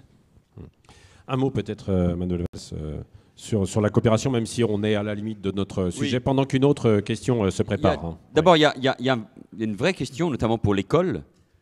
C'est d'ailleurs prévu comment les plus jeunes étudient la question de l'information. Et donc, comment on décrypte aujourd'hui l'information. Oui. Parce que c'est une formidable opportunité, moi je le prends comme ça, mais en même temps, il faut un décryptage. Sur l'autre question, on sort en effet en partie du sujet. Je veux dire uniquement en quelques mots. Nous sommes dans un monde qui fait face à des grandes opportunités et à des défis considérables. Le déséquilibre économique, migratoire, démographique, celui de l'avenir de la planète. Mais il y a sans doute, pour bien comprendre pourquoi nous allons être confrontés pendant des années à ces questions que nous avons évoquées rapidement, notamment celle du terrorisme et de la guerre que nous livrons au djihadisme et à l'islamisme radical, c'est ce qui se passe notamment dans tout le monde arabo-musulman. Et la confrontation entre sunnites et chiites, et au sein même du sunnisme, au-delà des problématiques entre États, entre eux, notamment face aux frères musulmans et aux salafistes. Et d'ailleurs, une grande partie de la géopolitique est aujourd'hui en train de se structurer ou de bouger. Regardez ce qui se passe entre le Qatar, l'Arabie saoudite, l'Égypte, la Turquie, en Syrie et en Irak, autour de cette question fondamentale. Est-ce qu'elle est derrière nous? Non, elle est devant nous. Deuxième grand défi, c'est celui de l'islam. Pas seulement dans le monde, mais en Europe. Nous devons construire, je vais très vite, un islam en Europe et en France qui fasse la démonstration, je crois que c'est parfaitement possible, de sa compatibilité avec la démocratie, la laïcité et l'égalité entre les hommes et les femmes. C'est un combat considérable. Et l'islam en Europe et en France n'a pas les outils pour faire face à ce défi considérable et aujourd'hui est la proie de ce djihadisme ou de ce cyberterrorisme que nous évoquons. Face à cela, il faut des coopérations, mais il ne faut pas se tromper. Il ne faut pas coopérer avec n'importe qui, il ne faut pas faire n'importe quoi. La réponse dans les banlieues, la réponse par rapport à l'angoisse des jeunes, ça n'est pas une réponse religieuse. En tout cas, le chef du gouvernement français ne peut pas vous dire ça. C'est l'école, c'est la laïcité, c'est la République, c'est l'égalité. Je crois que c'est un élément fondamental entre les hommes et les femmes. C'est un élément fondamental, ce dernier. Donc, construire un islam de France, d'autres s'y sont essayés au cours de ces dernières années, c'est compliqué. Pour la première fois dans un conseil des ministres en France, vous vous rendez compte, la République française, la loi de 1905, on a abordé ces questions-là en conseil des ministres directement. Comment on organise le culte musulman. Donc ça passe, oui, par la formation des imams. Comment on le fait? C'est trop long, mais on peut coopérer avec le Maroc. Nous allons en parler demain avec le chef du gouvernement marocain, mais c'est surtout en France, à travers nos universités théologiques, à travers nos universités, à travers les experts, qu'on doit construire cela. Mais ça va être long, difficile et compliqué, mais c'est incontestablement un autre de ces grands défis que nous avons affrontés pour les années qui viennent. Mais partez du monde, Anne Sinclair le rappelait, tel qu'il est, pour comprendre ce qui se passe. Si on pense qu'on peut uniquement régler le problème à travers une vision franco-française, alors que c'est tout le monde arabo-musulman qui est en train de changer, d'être bouleversé, on sera à côté de la plaque. Ouais. Autre question, là-bas, et puis ensuite il y en avait une là. Ouais. Levez bien la main. Hein. Bonsoir. Puisqu'on a un représentant du gouvernement, d'un réseau social et d'un média, on a beaucoup parlé ces derniers temps de la loi sur le renseignement.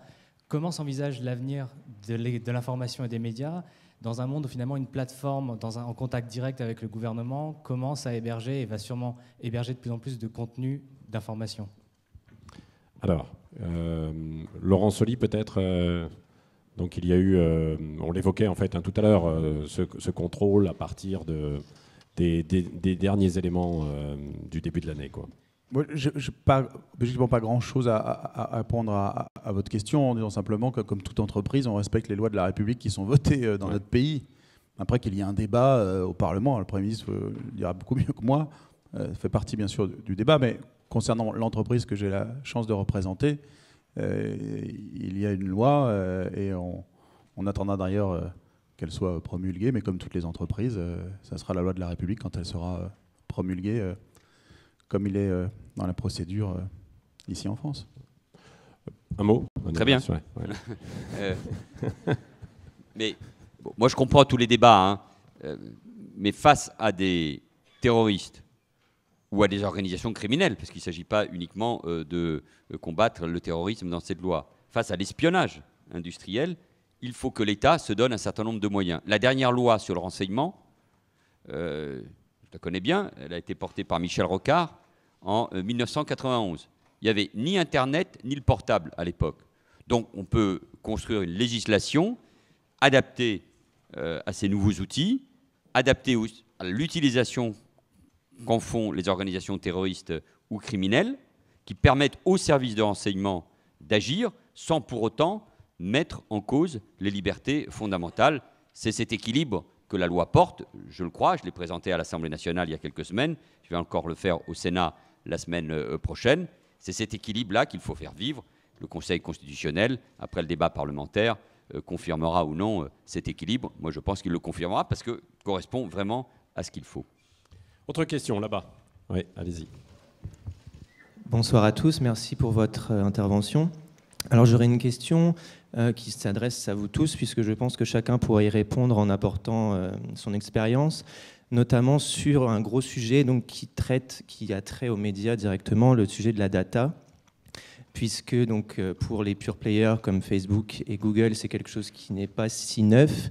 En revanche, pour les groupes médias français, c'est un sujet qui est de plus en plus vital, mais qui est aussi plein de potentielles limites et potentiels excès. Donc, dans tout ce qui traite à la data, à la géolocalisation, pour la publicité, hein, bien entendu. Donc peut-être avoir votre avis là-dessus et sur donc, les intérêts entre les médias et la société et les jeunes, mais surtout la société de consommation finalement. Donc, et les dérives qui pourraient éventuellement ressortir. Les dérives sur l'utilisation effectivement des data, quoi, en fait de l'ensemble des données. Oui, bien sûr. Donc entre disons le parallèle aussi avec les opérations spéciales qui sont montées dans beaucoup de supports papier où la pub s'apparente à du contexte rédactionnel, enfin toutes ces ambiguïtés un petit peu. Ouais. Merci. Anne Sinclair ou Laurent Soli?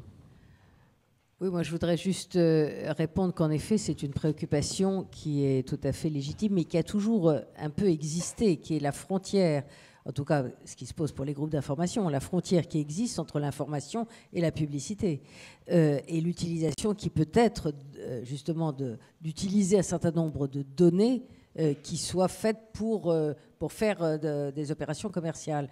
De notre point de vue au Huffington Post, nous faisons de l'information. Donc nous sommes extrêmement précautionneux de tous les contenus qui pourraient être non pas clairement identifiés comme de la publicité et qui pourraient être sournois. Nous faisons extrêmement attention à ce que des pages de publicité qui sponsorisent des contenus soient identifiées en tant que telles. Donc ça, à chaque fois que vous adresserez à des organes d'information, ils seront extrêmement vigilants là-dessus et l'utilisation des datas nous correspond sans doute un peu moins à nous, organes d'information, qu'à des problèmes qui concernent les réseaux sociaux. Autre question. Oui. On va essayer d'aller un peu plus vite pour qu'il y ait, parce qu'il y a beaucoup de questions, beaucoup de bras qui se lèvent. Oui. C'est une question plus pour Madame Sinclair. Vous avez beaucoup parlé de la hiérarchisation des informations, mais j'aimerais rebondir sur ce qui a été dit avant, sur le fait que les médias étaient beaucoup dans le like en ce moment. Est-ce que vous n'avez pas l'impression que les médias sont très uniformisés? Moi, quand je lis des titres de médias, je ne vois pas la différence entre quel média et lequel. J'ai l'impression que vous avez tous le même vocabulaire. Est-ce que vous ne pensez pas que cette uniformisation, finalement, elle empêche les jeunes de s'engager vraiment parce qu'elle ne leur donne pas de réelle matière à réfléchir, que c'est vraiment controversé, et que vous êtes plutôt plus axé sur l'instantanéité de l'information et la rapidité plutôt que de vous donner une vraie matière à réfléchir pour s'engager? Ah, c'est un beau sujet, ça. Hein? Oui, c'est un très beau sujet et c'est assez juste. Et c'est assez juste, et notamment la rapidité avec laquelle les nouveaux moyens d'information aujourd'hui sont amenés à réagir font que parfois on n'a pas le temps du recul, de la réflexion, de savoir sur quoi on voudrait insister. Et c'est vrai qu'il y a une sorte de porosité d'un organe d'information à un autre. Pour ne pas nous citer nous-mêmes, il est archi connu que les journaux de 20 heures se font souvent, et se sont longtemps faits, sur la une d'un journal du matin, qui est, pour ne pas le nommer, un journal qui est légèrement dans l'actualité, qui est Le Parisien. Ça a été le cas, et c'est toujours d'ailleurs souvent le cas. Aujourd'hui, ça peut être justement le cas d'un journal télévisé, donc un média très traditionnel qui reprend ce qui est fait sur un site internet. Donc le côté contagieux d'une information fait que souvent on a l'impression que tout le monde traite de la même chose. Tout ce que je peux dire, c'est qu'on essaye, et je crois que je peux parler non seulement pour nous, mais pour des tas d'autres sites d'information, d'essayer de faire une autre lecture, d'essayer d'être positionné un peu différemment. Ce que je disais tout à l'heure sur l'information du journal de 20 heures par rapport aux nouvelles sources d'information, c'est un peu la même chose, c'est-à-dire d'essayer de donner un autre éclairage ou peut-être une autre façon. Et cela dit, je ne crois pas, j'ai jamais cru complètement à ce qu'on appelle l'objectivité pure et dure. Je pense que tout journaliste ou tout média est parfaitement subjectif. Ce qu'il faut, c'est être le plus honnête possible. évacuer la subjectivité, c'est quelque chose qui n'est pas possible. On est chacun avec nos sentiments, nos réactions, nos inclinations et surtout nos centres d'intérêt et nos passions. Et ce que je voudrais dire, c'est que quand nous essayons de faire un site d'information à peu près équilibré, ce que je crois que nous essayons de faire, néanmoins, il y a des sujets sur lesquels nous acceptons d'être engagés. Je veux dire que le Huffington Post a pris position très nettement sur des problèmes de société, en tout cas comme le mariage pour tous, comme la recherche en matière cellulaire sur les cellules souches. Il y a un certain nombre de débats sur lesquels nous avons choisi d'avoir plutôt un éclairage plutôt progressiste, enfin, ce qui nous apparaît, nous, progressistes, pour une évolution de la société, et qui peut justement, non pas, c'est pas un engagement, mais c'est, disons, une volonté de ne pas être en décalage avec une société qui avance. Alors, en effet, il faut faire attention de ne pas se recopier les uns les autres et d'essayer d'avancer avec une originalité, mais hélas, l'actualité n'est pas toujours originale. Voilà. Et puis il y a 3 types d'exercices pour compléter, effectivement, moi avec mes anciennes casquettes de directeur de rédaction à France Info, BFM, etc. Vous avez du factuel, vous racontez en fait des choses, vous avez des éclairages, vous essayez d'expliquer, et puis ensuite vous avez des partis pris où là il y a davantage d'engagement, ce que disait en fait Anne à l'instant. Là-bas, question, il lève le bras. Face à vous, oui, là-bas, il y a une question. Oui, il était question tout à l'heure de l'influence que peuvent avoir les médias dans l'opinion politique des jeunes, enfin sur l'opinion politique des jeunes. Et la question que je voulais poser, c'est est-ce que aussi les jeunes, maintenant notamment par leur présence sur les réseaux sociaux, est-ce qu'ils exercent aussi aujourd'hui une influence sur l'action politique par notamment les opinions qu'ils expriment sur cette action politique? Est-ce qu'il y a un double contrôle par cet intermédiaire que... Contrôle ou influence, vous voulez dire peut-être Double contrôle et double influence, les deux. Ouais. Manuel Valls, peut-être. Je l'espère. Ouais. Non, parce que moi, je souhaite que les jeunes, c'est vaste comme appellation, mais s'intéressent ou soient intéressés par la chose publique et par la politique tout simplement. Force est de constater que ça n'est pas toujours le cas. Je constate, dans un pays que je connais bien, le pays voisin, qui est l'Espagne, qu'à l'occasion des municipales qui viennent d'avoir lieu, la jeunesse s'est davantage intéressée aux élections municipales, en votant parfois, mais pas toujours forcément, mais pour des personnalités ou des mouvements qui sortaient de la sphère politique traditionnelle, ce qu'on a appelé les indignés, mais pas seulement, des personnalités qui n'étaient pas des politiques professionnelles, et Internet a joué un rôle très important. Il faut dire d'ailleurs que l'Espagne a été un des premiers pays où ce n'est pas Internet qui a joué un rôle important dans la vie politique, mais c'est le SMS. Après les terribles attentats de Atocha, de la gare d'Atocha en 2004, le gouvernement Aznar a menti ou a cherché à cacher la réalité, accusant plutôt l'ETA d'avoir organisé ces attentats. Il s'est avéré très vite que c'était des islamistes radicaux. Et c'est à 2 jours des élections législatives, c'est le SMS qui a mobilisé énormément une partie de la société. Donc, je pense que les nouveaux médias sont pour les jeunes des moyens de mobilisation, d'indignation, pas uniquement pour organiser des rêves parties ou les grands apéritifs au cœur des villes, mais aussi pour faire de la politique. J'ai l'impression qu'en France, on n'y est pas encore tout à fait. Mais c'est un des moyens de contrôle, d'influence, d'interpellation auxquels les responsables publics doivent être, évidemment, les entreprises le sont, doivent être beaucoup plus sensibles. Donc, sans démagogie, je le dis très sincèrement, prenez ce pouvoir qui est devant vous, qui est à votre portée, pour influencer. Nous avons la chance en France d'être un pays à la fois une démographie positive, où on vit longtemps, donc c'est un pays à la fois âgé et jeune. Et pour le moment, les jeunes ne votent pas suffisamment ou peu. Donc, leur influence dans le débat public s'en trouve amoindrie. Ouais. Anne, pour compléter. Et d'ailleurs, dans un certain nombre de pays, à la fois en effet par le SMS, par les vidéos partagées, c'est un certain nombre de mouvements qui s'est propagé à l'intérieur de la société. C'est vrai des révolutions des printemps arabes, c'est vrai que ça a été vrai en Iran au moment il y a quelques années, quand il y a eu un grand mouvement de population qui n'a pas vraiment débouché, mais c'était vrai en Turquie il y a 2 ans. Donc, à chaque fois, on voit bien que les jeunes qui ont envie de s'engager, qui ont envie de communiquer, qui ont envie de résister, pour reprendre un mot qui est, disons, le mot du jour, qui ont envie de résister dans des situations difficiles ou des régimes qui ne sont pas démocratiques, utilisent ce moyen de communication. Et c'est à nous, médias traditionnels ou pas, de savoir pouvoir amplifier éventuellement ce mouvement-là. Au moment des événements de Turquie sur la place Taksim, on diffusait les vidéos qui nous étaient fournies par les étudiants qui manifestaient. Donc à ce moment-là, sachons être aussi le relais de ces mouvements qui passent dans la société.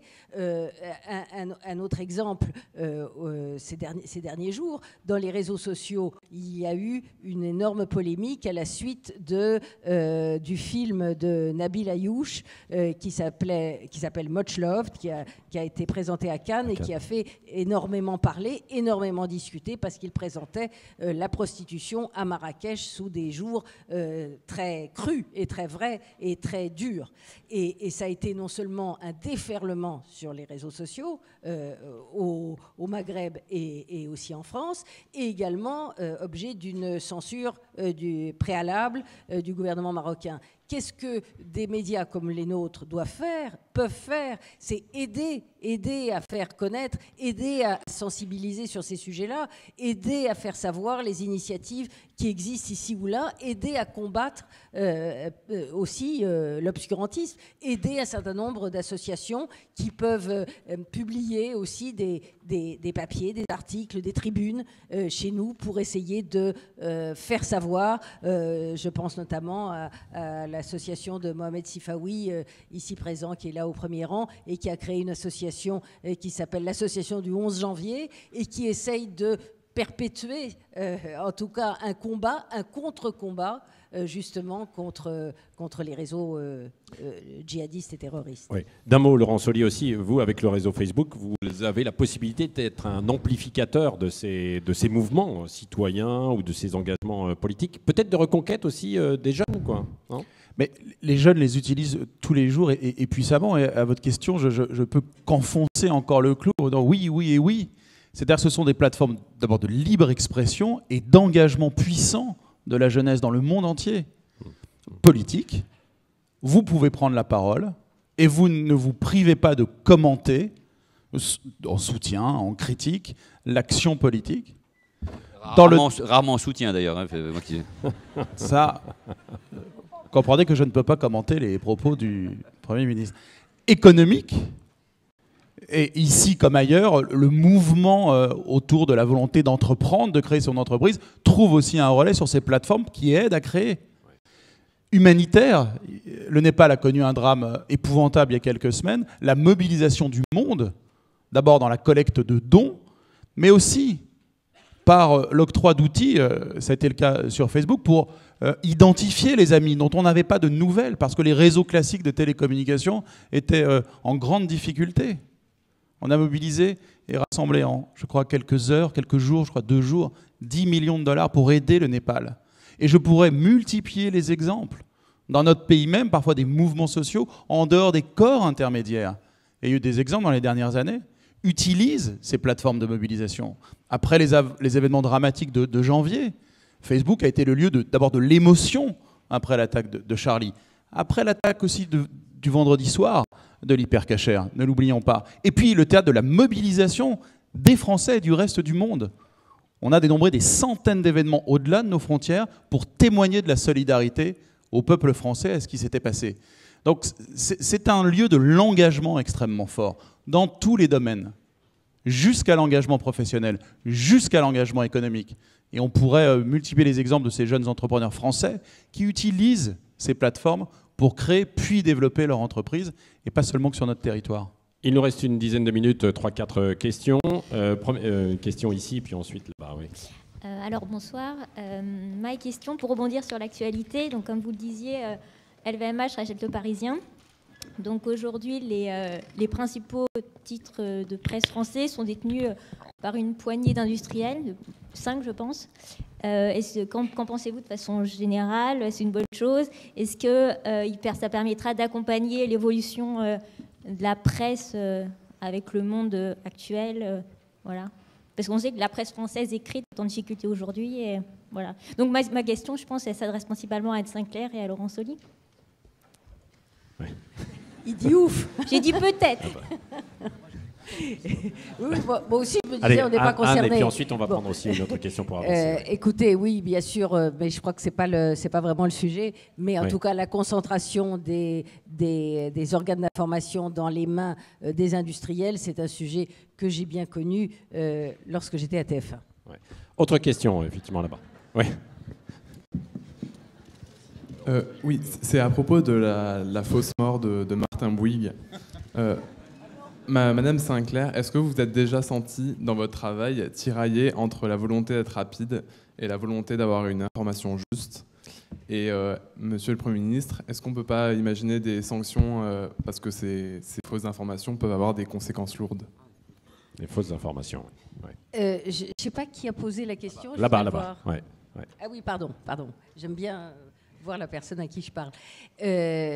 Oui, bien sûr, disons que c'est plus récent, cette tension, que ça ne l'a été autrefois. Autrefois, dans mon métier, je n'étais pas confrontée à l'immédiateté, à répercuter immédiatement une information et donc à m'interroger sur le bien fondé. D'autres le faisaient et je reconnais la difficulté qu'ils avaient à le faire. Et d'ailleurs, très souvent, aujourd'hui, y compris dans les journaux télévisés, je ne voudrais pas qu'on croie que je fais une obsession sur les journaux télévisés, mais bien souvent dans les journaux télévisés, il y a des sujets qui arrivent en cours de journal et qui sont diffusés alors même qu'ils n'ont pas été encore visionnés, ce qui, à mon avis, est un vrai sujet. Pardon ? Ce n'est pas bien, effectivement. Quand même. En revanche, évidemment, quand on dirige un organe de presse sur Internet, la confrontation, elle est permanente. Elle est permanente entre la rapidité du breaking news et la vérification, ou plutôt de savoir si on ne relaye pas une information un peu trop orientée, manipulée ou vaporeuse. Donc ça, c'est vraiment du travail instantané au jour le jour, à l'heure. Et ça, je suis bien entendu qu'on est en permanence tiraillé entre ça.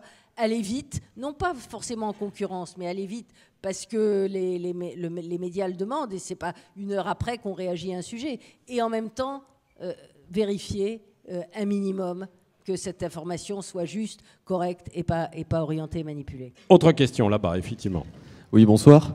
Ouais. Ma question s'adresse à Madame Mons et à Madame Sinclair. Depuis le début du débat, on présente les médias, la sphère politique, comme des acteurs de la sphère publique. Et enfin, il me semble que le débat porte sur les jeunes en partie, et on n'a toujours pas évoqué les jeunes comme acteurs.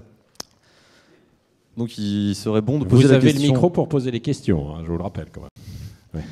Ouais. Alors allez-y. Ouais. Il serait bon de poser la question du rôle des jeunes dans tout ça, et de comment ils sont vraiment influencés. Parce qu'on ne présente pas vraiment la vraie influence des médias sur ce que les jeunes ressentent. Madame Mons, je pense que votre expérience, on ne vous a pas beaucoup entendu à ce sujet-là. On ne sait pas vraiment comment votre fils a pu être influencé. Ouais. C'est-à-dire que les médias présentent souvent une image du monde assez chaotique. Enfin, en tant que jeune, j'ai l'impression que d'ici 5-10 ans, je vais être au chômage, etc., que j'ai pas beaucoup d'avenir devant moi. Est-ce que cette vision chaotique et cette impression que les jeunes ne sont pas des acteurs de la sphère publique, sont vraiment influencés, ça peut pas un peu aussi les influencer vraiment dans cette logique? Oui, on va répondre à votre question. On l'a évoqué quand même en fait au tout début, hein, notamment Dominique Bons va vous répondre, mais c'est vrai que Dominique Bons, votre fils, lui, n'a pas été influencé en tant que tel par les médias, par les réseaux sociaux. Hein. C'est ça? Pas vraiment, non. Je l'ai dit tout à l'heure déjà, c'était plutôt YouTube, Dailymotion, voilà. Parce que c'était pas quelqu'un qui était parti sur... qui s'intéressait aux réseaux sociaux, hein, donc il a puisé l'information ailleurs, voilà. Maintenant, comme je disais également tout à l'heure, il n'y a pas que ça, il y a des personnes physiques qui s'occupent de ça également, voilà. Et c'est vrai ce que vous disiez en fait tout à l'heure, vous réclamiez aussi de la part des médias, en l'occurrence peut-être aussi une information plus globale, plus large, pour éclairer les jeunes, qui ont besoin de ça, de cette connaissance. Hein. Et aussi une aide au niveau enfin, je ne veux pas froisser M. Valls, mais, non, mais au niveau du gouvernement, parce que bon, en avertissant les services judiciaires, on est inquiet par rapport à nos enfants, donc quand même ils sont déjà au courant avant que les jeunes partent, et en fait il y a beaucoup de lacunes là-dessus. Voilà. Oui, sur le recensement avec ce que vous disiez, les RG en fait, de l'époque. Manuel Valls, peut-être un mot. Ce qui se passe, c'est que les médias, les réseaux sociaux ne sont qu'un outil d'information ou de diffusion, voire d'influence et de propagande. Mais il y a toujours eu dans nos sociétés, même quand Internet n'existait pas, ou quand les réseaux sociaux n'existaient pas, des jeunes en quête d'un idéal, pour le meilleur et pour le pire. Il y a eu dans les années 70 et au début des années 80, même si c'était minoritaire, dans les dérives d'une partie de l'extrême gauche, des jeunes influencés par Bader, par les Brigades Rouges ou par Action Directe. Il y a un très beau livre, celui de Humbert sur Éden et Utopie, qui raconte bien une partie de cette dérive, et il n'y avait pas besoin d'Internet. Le grand changement, c'est qu'Internet, pour toutes les raisons qui ont été évoquées, démultiplie cela, et à l'échelle aujourd'hui du monde. Et c'est là où il faut être capable d'organiser une contre-propagande, une contre-radicalisation avec toute l'efficacité que vous êtes en droit de demander. Il y a 2 ans, c'était balbutiant, on monte en charge, et il faut être évidemment le plus efficace possible, parce que les familles, bien sûr, sont démunies et nous le demandent à juste titre. Oui, on va peut-être faire une forme de tracking pour déjà essayer de protéger nos jeunes avant leur départ. Bien sûr, voilà. On empêche beaucoup de départs. Il y a beaucoup de suivi judiciaire, mais force est de constater qu'on n'empêche pas tous les départs, parce que la possibilité de partir, elles sont démultipliées. Il faut évidemment viser d'abord les mineurs, mais on a aussi évidemment aujourd'hui une grande majorité de majeurs qui échappent à cela. On peut essayer justement avec un logiciel qui traque donc sur Internet, sur Facebook et tout ça, on peut déjà essayer de sauver quelques jeunes par ce biais-là. On en sauve beaucoup, mais pas assez. Oui, ce que disait aussi Manuel Valls avec le lancement tout à l'heure. Manuel Valls, il y a beaucoup de questions sur Twitter, justement, sur le profil des community managers que vous recherchez. Où est-ce qu'il faut... Où faut-il s'adresser? Mohamed va nous aider. Il faut travailler évidemment sur le profil. Ouais. Parce que, mais il y en a, je vous signale aussi, si certains sont intéressés, que dans les recrutements dans les services de renseignement, c'est un métier d'avenir, Direction générale de la sécurité intérieure ou de la sécurité extérieure, on va recruter non pas uniquement des policiers ou des gendarmes ou des militaires, mais on va recruter beaucoup de hackers, on va recruter beaucoup d'experts, beaucoup de techniciens de toutes ces questions-là, parce qu'aujourd'hui, on doit avoir les mêmes outils, c'est-à-dire les mêmes personnes capables de surfer sur la toile et d'être habiles. On le fait dans un domaine très précis qui est celui de la lutte contre la pédophilie. Et on a là aussi des experts sur le harcèlement, bien évidemment, mais ça doit être évidemment à une échelle encore plus importante. Donc à travers cette fondation que nous allons créer et ces communautés managers que nous allons mettre en place, on se met au niveau nécessaire pour être, encore une fois, efficace. Bon, les renseignements sur le site de Matignon et du gouvernement, j'imagine. Oui, on va terminer plus de questions. Je suis désolé, effectivement, avec Anna. Je veux juste dire on va conclure. C'est un breaking news, ça, justement. Matignon et les services de l'État recrutent des hackers. Voilà, que ce soit dit. Voilà. Merci à tous d'avoir participé donc à cette masterclass. Et merci à nos invités d'avoir joué le jeu sans filtre. Merci.